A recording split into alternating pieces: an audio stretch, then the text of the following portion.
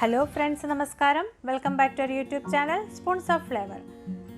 ഞാൻ ഇന്നിവിടെ വന്നിരിക്കുന്നത് ഒരു ലഡുവിൻ്റെ റെസിപ്പിയുമായിട്ടാണ്. ഈസി ആയിട്ട് നമുക്ക് എങ്ങനെ നമ്മുടെ നുറുക്ക് ഗോതമ്പില്ലേ അത് വെച്ചിട്ട് എങ്ങനെ നമുക്കൊരു ലഡു ഉണ്ടാക്കാമെന്ന് നോക്കാം. ഇത് വളരെ സിമ്പിളാണ്, അതുപോലെ തന്നെ നല്ല ടേസ്റ്റിയുമാണ്. നമുക്കതിൻ്റെ റെസിപ്പിയിലോട്ട് പോകാം. അതിനായിട്ട് ഞാനിവിടെ 250 ml കപ്പിൽ 1 കപ്പ് നമ്മുടെ നുറുക്ക് ഗോതമ്പ് എടുത്തിട്ടുണ്ട്. ഇനി നമുക്കിത് നല്ലതായിട്ട് കഴുകി അതിനുശേഷം നമുക്കൊരു അരിപ്പയിൽ ഇത് വെള്ളം വാലാൻ വെക്കണം.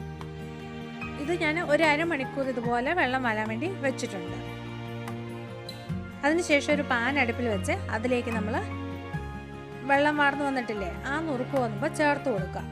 ഇനി നമുക്കിത് ചെറു തീയിൽ നല്ലതായിട്ട് ഇളക്കി കൊടുക്കണം. ഇതുപോലെ നമുക്കൊന്ന് മൂപ്പിച്ചെടുക്കണം.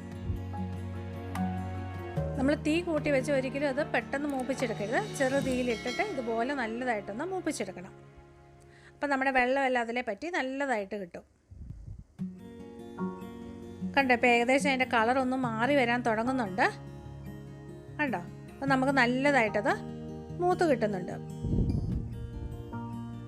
ഇനി നമുക്കതൊന്ന് മാറ്റി വെക്കാം. അതിന് ശേഷം നമ്മൾ ചെയ്യുന്നത് അതേ പാനിൽ 125 ml കപ്പിൽ 1 കപ്പ് തേങ്ങ ചേർത്ത് കൊടുക്കുക. ആ തേങ്ങയുടെ വെള്ളം ഒന്ന് ജസ്റ്റ് പറ്റിയാൽ മാത്രം മതി. അല്ലാതെ തേങ്ങ നമ്മൾ മൂപ്പിച്ചെടുക്കുമല്ല. ആ വെള്ളം നമ്മൾ തേങ്ങ തിരുമ്മി കഴിയുമ്പോൾ അതിനൊരു വെള്ളമയം ഇല്ലേ, അതൊന്ന് ജസ്റ്റ് ഒന്ന് പറ്റിച്ചെടുത്താൽ മതി. അത് നമുക്കൊന്ന് മാറ്റി വെക്കാം. ഇനി നമ്മൾ ആദ്യം വറുത്ത് വെച്ച നമ്മുടെ നുറുക്ക് ഗോതമ്പില്ലേ അതിന് മിക്സിയുടെ ജാറിലിട്ട് ഒന്ന് പൊടിച്ചെടുക്കണം. പൊടിച്ചെടുക്കുന്നതിൻ്റെ കൂട്ടത്തിൽ നമ്മൾ 3 ടീസ്പൂണ് റവയും കൂടെ ചേർത്ത് കൊടുക്കണം.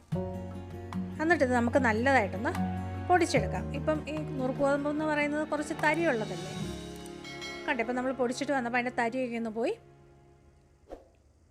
ഇതുപോലെ ആയിട്ടുണ്ട്. അതിനുശേഷം നമ്മൾ മുമ്പ് റെഡിയാക്കി വെച്ചിരിക്കുന്ന തേങ്ങയില്ലേ അതും കൂടെ ചേർത്ത് ഒന്ന് കറക്കിയെടുക്കുക.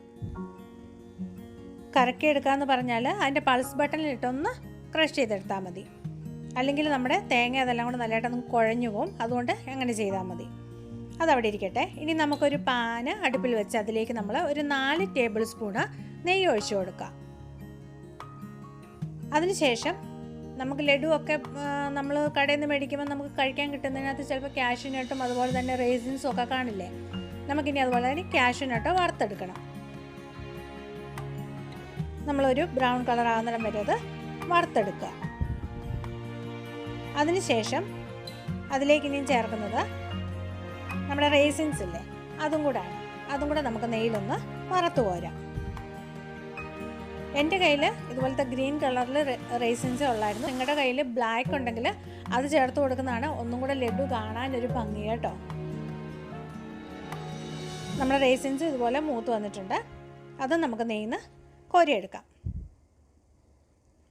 അതിനുശേഷം ഇതിലേക്ക് ഇനിയും ചേർക്കുന്നത് 250 ml കപ്പിൽ പാലാണ്. നമ്മൾ ആദ്യം നമ്മുടെ നുറുക്ക് ഗോതമ്പ് എടുത്തില്ലേ അതേ കപ്പിൻ്റെ അതേ സെയിം അളവിൽ പാലാണ് എടുത്തിരിക്കുന്നത്. അത് ആ നെയ്ക്കകത്തോട്ടാണ് നമ്മൾ ഒഴിച്ചു കൊടുത്തിരിക്കുന്നത്. പിന്നെ നമ്മുടെ ലഡുവിൻ്റെ ഒരു ഫ്ലേവറിന് വേണ്ടി 1 ടീസ്പൂൺ ഞാൻ ഏലക്ക പൊടിച്ചതും അതുപോലെ പഞ്ചസാരയും കൂടെ പൊടിച്ചതാണ്. പിന്നെ ചേർക്കുന്നത് നമ്മുടെ ഫുഡ് കളറാണ്. ഞാനിവിടെ ഓറഞ്ച് കളറാണ് ചേർത്തിരിക്കുന്നത്. നമ്മുടെ ലഡു ഒക്കെ കടയിൽ നിന്ന് മേടിക്കുമ്പോൾ നമുക്ക് യെല്ലോ കളർ അല്ലെങ്കിൽ ഓറഞ്ച് കളറല്ലേ കിട്ടുന്നത്. അപ്പം ഞാനിവിടെ ഓറഞ്ച് കളർ ഫുഡ് കളർ ചേർത്തിരിക്കുന്നു.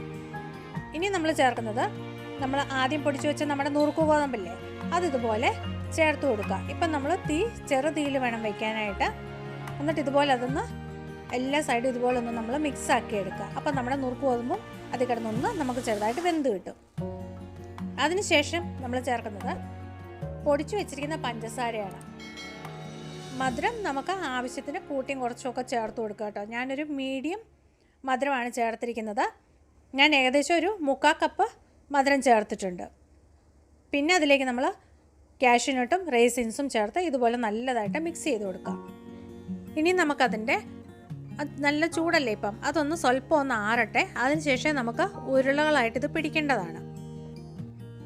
ഇപ്പം അതിൻ്റെ ചൂടൊക്കെ ഒന്ന് കുറഞ്ഞു വന്നിട്ടുണ്ട്. കണ്ടോ, നമുക്കിപ്പോൾ ഇതുപോലെ കൈകൊണ്ട് ഉരുട്ടി പിടിക്കാം.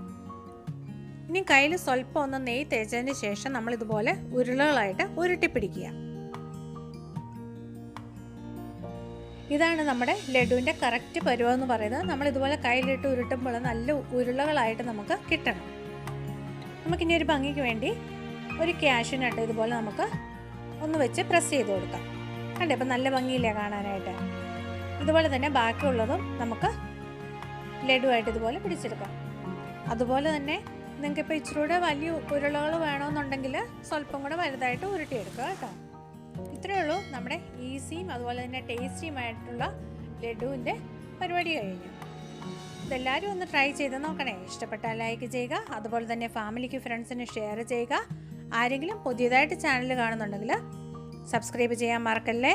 ഇനി നല്ലൊരു വീഡിയോയുമായിട്ട് വരുന്നവരേക്കും താങ്ക് യു, ബൈ.